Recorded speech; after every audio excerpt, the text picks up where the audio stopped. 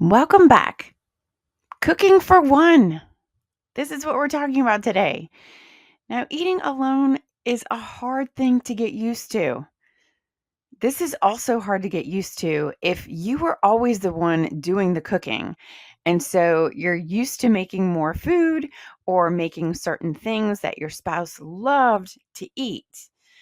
And one of the most gut wrenching realities of loss is when you go to the grocery store and you reach for something that they used to love, only to realize that you don't have to buy that anymore.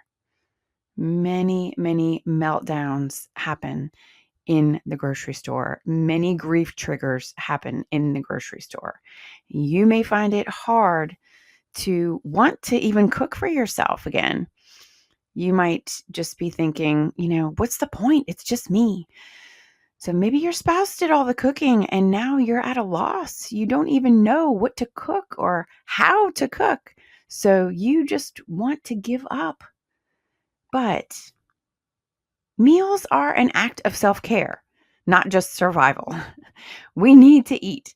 So why not make something that nourishes your heart and soul as well as your body? Today's mission for you is to cook a meal for you. Make yourself a solo meal with love.